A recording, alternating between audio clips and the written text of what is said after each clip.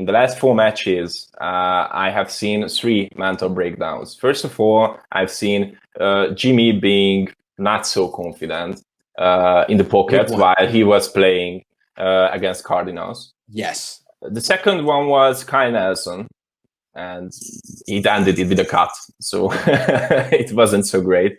The second one was what? Our long snapper. Oh, of course. Yeah. Great point. Yeah. Kyle Nelson. Sorry, yes. And the third one was Nick Mullens.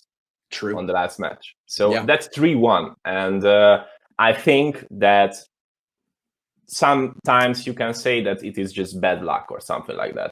But if we are talking about major sports, if we are talking about NFL, these are not so common things after all. What do you think of it? That's a great question. And it's something I hadn't considered or added up. But now that you pointed out, 4 games, 3, what'd you call them? Mental breakdowns? Mental breakdowns, yes. I think that's fair. I mean, Nick Mullens had one, Kyle Nelson had one, and Jimmy Garoppolo had one too. He was bad against the Cardinals and missed throws that he wouldn't normally. So I have no idea what's going on there. It could be a coincidence, but if I tried my best to find a theme and a common thread, there was a lot of pressure on the 49ers heading into this year. They put it on themselves a lot. It wasn't good enough to make the playoffs. It was the revenge tour. They had to get back to the Super Bowl and win it. And early on in the season, it wasn't as easy as it was last year. And maybe the pressure got to people. I mean, I don't know. It seemed like there was a lot on Jimmy's mind week 1. He wasn't playing free and easy and confidently like he did in the past. I don't know what was on Kyle Nelson's mind week 2. And then Nick Mullens, I don't know. I mean, maybe I'd be interested to know what you think it is. I mean, is it a failure of leadership from Kyle Shanahan? Is it stem from the top? It could be, I think. It could be. Okay. It could be. I've played American football here in Hungary. Of course, not on a high level as an NFL player plays. But what I said was that if a coach doesn't have the leadership to go through these kinds of breakdowns during the match, then it's a problem. Agreed. And what I think as well that maybe Shanahan puts too much pressure on these people's shoulders right now. I think that's probably fair. He puts a lot of pressure on their shoulders. I think that's probably fair. That seems like there could be something to that. Shanahan has set the tone for this season and put an unreal amount of pressure on his players, and one by one, we're seeing players kind of crack underneath it. It's an interesting. I hadn't thought of it. Yeah, I was thinking of it when I saw Nick playing as bad as he never played before. So where did this come from? And Jimmy played bad too. And then there's also Kyle Nelson. So is it something that the leader of the organization of the team is creating more pressure than needs to be? Yeah, I think that's something Shanahan needs to look.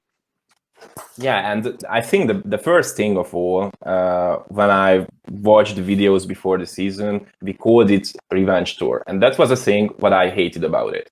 Yep. It shouldn't be a revenge. We have still a lot of things to prove.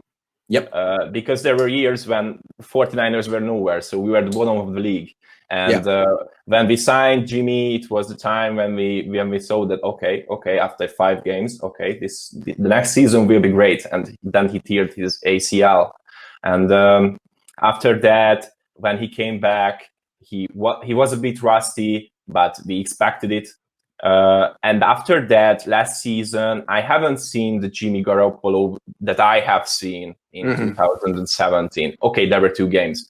Saints and the second Cardinals game when he played decent, where I couldn't say anything bad about Jimmy.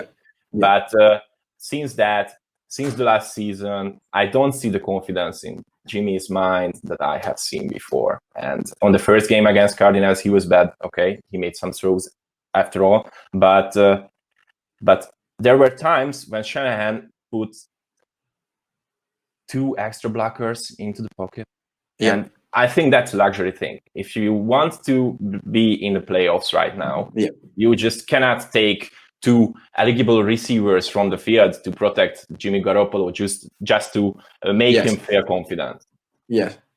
Well, what's interesting is I feel like the Niners have been a very confident team. Like they were the most confident team in the league last year, bordering on cocky. And I think a lot of it stemmed from their confidence in Kyle Shanahan, that he's just the best and he gives them a competitive advantage. And if they just execute, they'll win.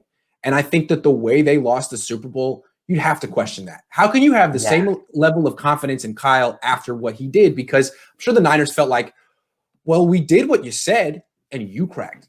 So now, and then the second time. That's right. It's the second time. And then all offseason, what Shanahan's attitude was that he didn't do anything wrong. The Niners were the best team last year. And the revenge is that they were, as you said, there's nothing left to prove. They proved it last year. And now they're going to come back and show people what hasn't been acknowledged.